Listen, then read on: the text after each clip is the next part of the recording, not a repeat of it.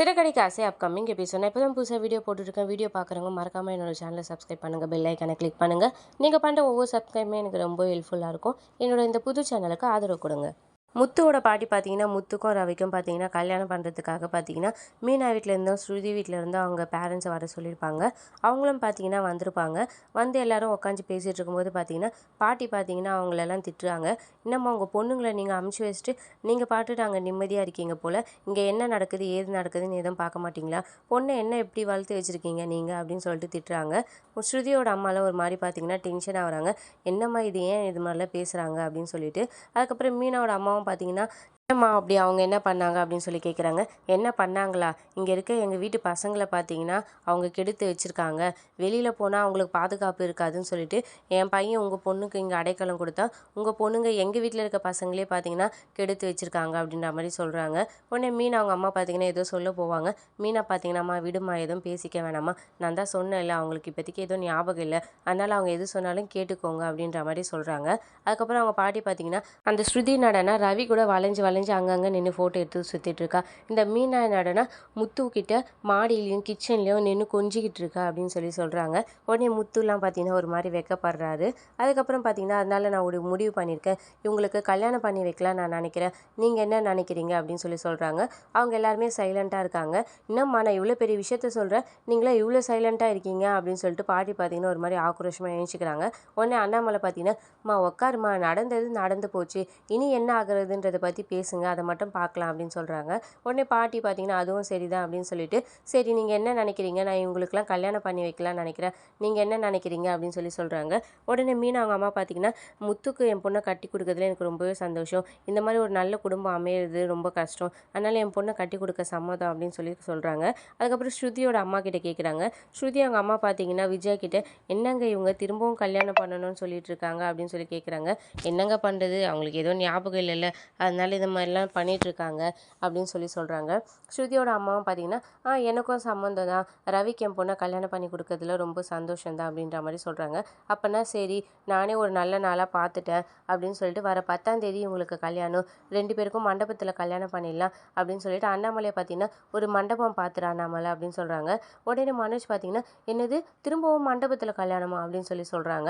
உடனே முத்து பார்த்தீங்கன்னா அதை சமாளிக்கிறாரு. அப்படி இல்லை பாட்டி, 2 பேருக்கும் ஒன்றா மண்டபத்தில் கல்யாணமா அப்படின்னு சொல்லி கேட்குறாங்க. ஆமாம், மண்டபத்திலே வச்சிடலாம் அப்படின்னு சொல்லி சொல்கிறாங்க. உடனே அண்ணாமலை பார்த்தீங்கன்னா, மண்டபத்துலலாம் வேணாம்மா, வீட்டிலே வச்சுக்கலாம், இன்னும் நம்மளுக்கு டைம் வேறு ரொம்பவே கம்மியாக இருக்குது, நீங்கள் சீக்கிரமே வேறு நல்ல நாள் குடிச்சிட்டிங்க, இப்போ நம்ம மண்டபம்லாம் பார்த்து எல்லாரையும் கூப்பிட்டு பண்ணணும்னா கஷ்டம், அதனால் வீட்லேயே பண்ணிடலாம் அப்படின்னு சொல்லி சொல்கிறாங்க. விஜயாவும் பார்த்தீங்கன்னா, ஆமாம் ஊர்லலாம் இருக்கவங்களாம் என்ன நினைப்பாங்க திரும்பவும் கல்யாணம்னா அப்படின்னு சொல்லி சொல்கிறாங்க. என்ன விஜயா சொல்கிற, அப்படி இல்லை, மனோஜ் இருக்கும்போது 2 பசங்களுக்கு கல்யாணம் பண்ண தப்பாக பேசுவாங்களே, அதுக்காக சொன்னோம் அப்படின்னு சொல்லி சொல்கிறாங்க. உடனே பாட்டி பார்த்தீங்கன்னா, அதுக்கு என்ன பண்ணுறது, இவனுங்க 2 பேரும் சும்மா இல்லையே, அவசரப்பட்டுட்டானுங்களே, வேணா இப்போ கூட சொல்லு, ஊரில் ஒரு பொண்ணு இருக்குது, மனோஜுக்கு கல்யாணம் பண்ணிடலாம் அப்படின்னு சொல்லி சொல்கிறாங்க. உடனே மனோஜ் பார்த்தீங்கன்னா, பாட்டி எனக்கு இப்போதைக்கு வேணாம் பாட்டி, நீங்கள் இவனுங்களுக்கே கல்யாணம் பண்ணுங்க அப்படின்னு சொல்லி சொல்கிறாங்க.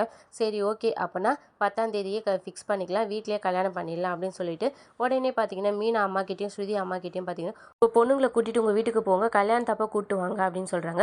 உடனே முத்து பார்த்தீங்கன்னா, பாட்டி என்ன பாட்டி இப்படி சொல்கிறீங்க அப்படின்னு சொல்கிறாங்க. டேய் என் மானத்தை வாங்காதீங்கடா, வாயை மூடுங்கடா அப்படின்னு சொல்லி சொல்கிறாங்க. அண்ணாமலை பார்த்தீங்கன்னா, எதுக்கும்மா இங்கே இருக்கட்டுமேம்மா அப்படின்னு சொல்கிறாங்க.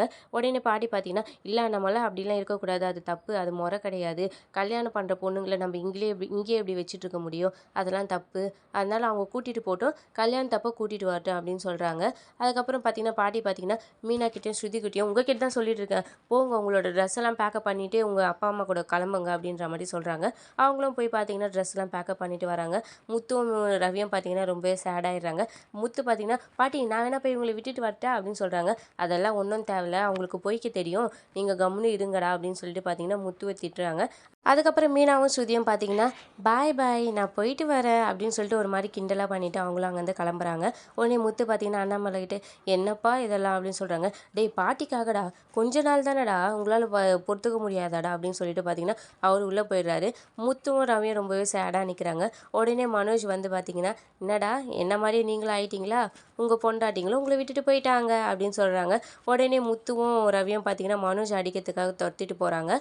அதுக்கப்புறம் மறுநாள் பார்த்தீங்கன்னா, முத்து பார்த்தீங்கன்னா, அவங்க ஃப்ரெண்ட்ஸ் கிட்ட வீட்ல நடந்த விஷயத்த சொல்றாங்க. அவங்க எல்லாருமே ஒரு மாரி சிரிக்கிறாங்க. "என்னடா உங்க பாட்டினால திரும்பவும் உங்களுக்கு கல்யாணமா? சரி விடுடா இதுவும் நல்லது தான். நீ கல்யாணம் பண்ணிக்கும்போது மீனாவ சந்தோஷப்பட்டு கல்யாணம் பண்ணிக்கல. ஆனா இப்ப சந்தோஷமா கல்யாணம் பண்ணிக்குவல்ல" அப்படின்னு சொல்றாங்க. முத்துவும் பார்த்தீங்கன்னா, "அதுவும் சரிதான்" அப்படின்னு சொல்லிட்டு இருக்காங்க. அதுக்கப்புறம் மீனா பார்த்தீங்கன்னா, முத்துவ பார்க்கறதுக்காக வராங்க. உடனே அவங்க ஃப்ரெண்டுலாம், "என்னம்மா கல்யாண பொண்ணு, புது பொண்ணு, முத்துவ பார்க்கறதுக்குலாம் வர" அப்படின்னு சொல்றாங்க. "ஏன்னா நான் வரக்கூடாதா?" அப்படின்னு சொல்றாங்க. "கல்யாணத்துக்கு முன்னாடி நீங்கலாம் பார்த்துக்கூடாதுன்னு பாட்டி சொல்லியிருக்காங்களாமே" அப்படின்னு கிண்டல் பண்றாங்க.